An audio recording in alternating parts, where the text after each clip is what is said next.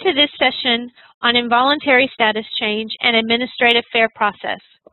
At the 2012 General Conference, significant changes were made both to what is currently known as administrative and judicial complaint. This session will focus on the changes that have been made to administrative process. My name is Meg Lassiat, and I'm the Director of Candidacy, Mentoring, and Conference Relations at the General Board of Higher Education and Ministry. I work with district committees and boards of ordained ministry through the candidacy and ordination process and with issues related to changes in conference relationships for clergy. Administrative complaint, as it's currently called, or administrative fair process, as it will be called with the 2012 Book of Discipline, is the administrative process the church has established for working with clergy who are facing an involuntary status change that does not stem from a judicial complaint. The 4 status changes managed through the administrative fair process are administrative location, involuntary leave, involuntary retirement, and the involuntary discontinuance of a provisional member when that person appeals the board's recommendation for discontinuance. There were many reasons for submitting changes to the administrative and judicial complaint process. The first is that the process had become too convoluted, both for those managing it and for respondents or those against whom complaints were filed. When processes are too complicated, they tend to not get followed, which puts the clergy person and the church at risk during any complaint or fair process procedure. All the decisions annual conferences make about the conference relationship of candidates, provisional members, local pastors, and ordained clergy happen in covenant.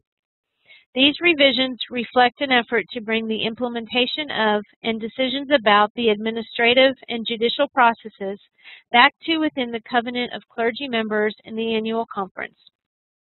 And finally, there was a need to remove ineffectiveness from the judicial complaint process in order to alleviate the confusion of how to manage the difference between ineffectiveness and willful wrongdoing or moral and ethical misconduct.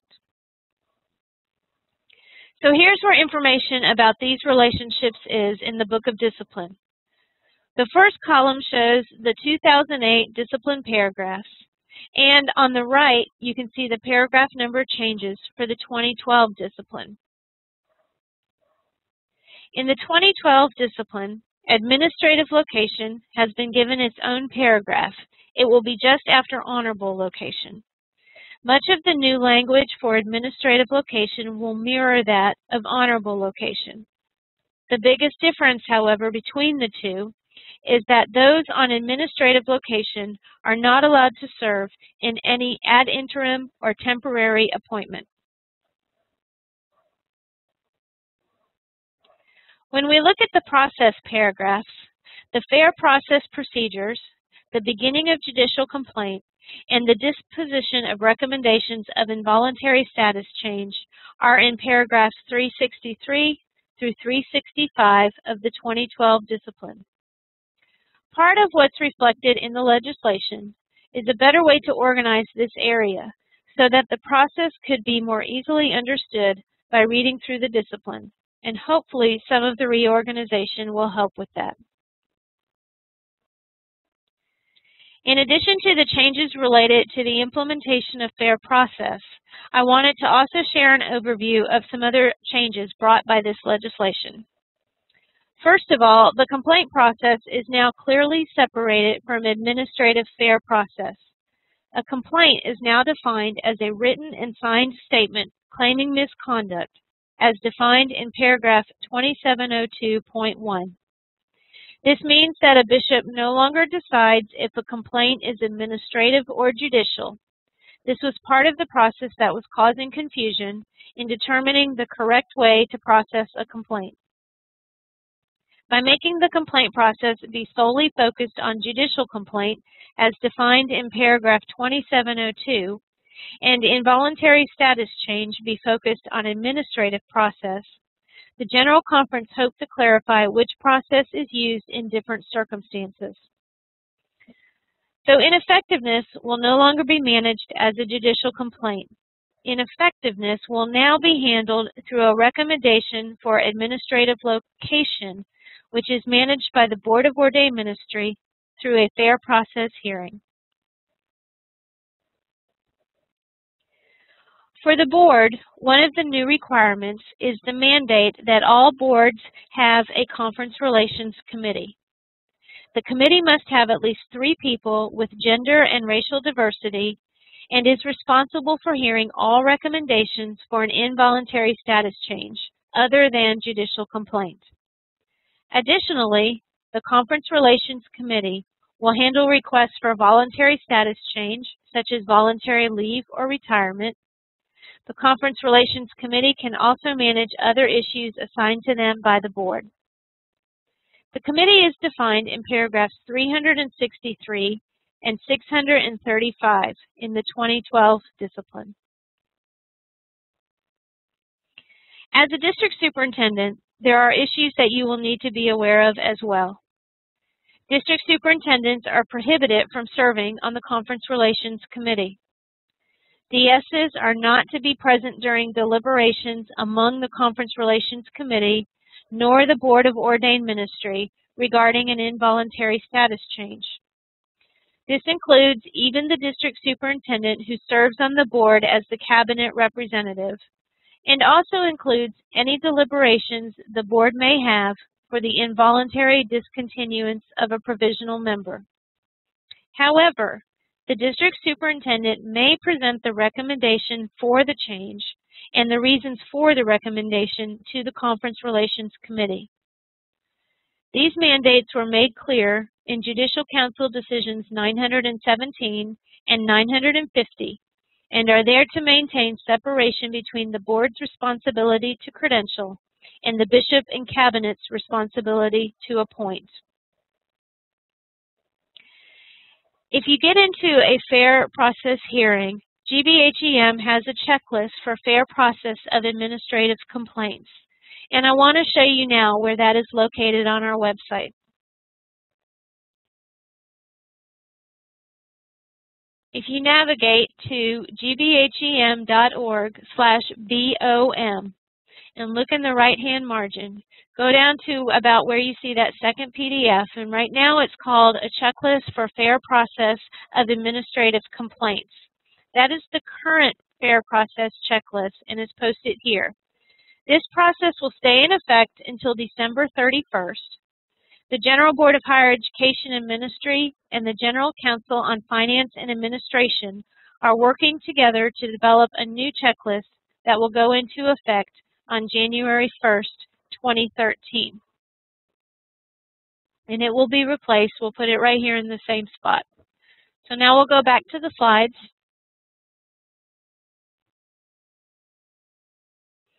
As you work through an administrative process hearing, remember that it basically breaks down into 3 parts. There's the receipt of the recommendation for the change, the initial response to the recommendation, and then the decision for action or dismissal of the recommendation. If a recommendation for involuntary change is forwarded to the Board of Ordained Ministry, the board responds through its Conference Relations Committee, who holds a fair process hearing according to the provisions of paragraph 363. After the fair process hearing, the board then may affirm or deny the recommendation of the Conference Relations Committee. After the board decides on its recommendation, and before a recommendation is made to the clergy session for an involuntary status change, the Administrative Review Committee reviews all parts of the process to make sure disciplinary steps were followed throughout. The Administrative Review Committee may make recommendations to remedy any mistakes that have been made in the process, and will report to the clergy session to ensure that disciplinary procedures were followed before any final vote for an involuntary status change can occur. Based on the recommendation of the board, the vote of the clergy session determines the final decision on any recommendation for a status change. The board itself may place someone on administrative location between annual conference sessions, pending final approval by vote of the next clergy session. Keep in mind that any complaints or recommendations received between now and December 31st fall under the 2008 disciplinary process, while the new process goes into effect beginning January 1st, 2013. The procedures for a fair process hearing will be covered in detail at a workshop offered during the BOM Quadrennial Training event in October. Conference Relations Committee chairs and Boards of Ordained Ministry chairs may want to attend that workshop. But here are highlights for you to be aware of in your work on the Board of Ordained Ministry.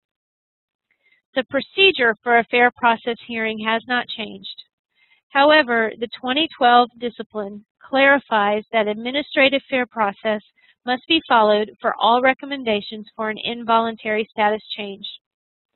And the Administrative Fair Process Checklist, posted on GBHEM's website, is available to guide you through the procedures for any fair process hearing. There are a couple additional requirements to be aware of as well, involving the respondent's advocate in any fair process hearing and the access to pertinent materials before a hearing begins. Other changes coming out of this process include the requirement that the bishop informs the Board of Ordained Ministry chair when a supervisory response has begun, and the respondent's advocate must be a member in full connection of the respondent's annual conference. This points to the desire to have decisions about clergy membership made in the covenant of the annual conference, beginning with candidacy, ending with retirement, and anything in between. The outcome of a fair process hearing is now limited to an involuntary status change or to a decision of innocence. And this legislation clarifies that the board may affirm or reverse the recommendation of the Conference Relations Committee. There have also been quite a few questions about what has remained consistent. As I've said before, the actual procedure for administrative fair process has not changed. The United Methodist Church firmly believes that a holy covenant exists within the membership and organization of the church, and has developed these procedures for the protection of the rights of individuals and for the protection of the church in administrative and judicial hearings. The opportunity for a just resolution remains in the process. Paragraph 364, which focuses on judicial complaint, states that a process seeking a just resolution may begin at any time in the supervisory, complaint, or trial process. This, too, is an important component of our covenant for ministry. Clergy are still guaranteed a right of hearing by committee for decisions regarding involuntary status change, and the clergy executive session makes all final decisions regarding any status change for clergy. Thank you for your participation in this session. If you have additional questions, my contact information is listed here. And thank you for your work and your ministry on behalf of the United Methodist Church.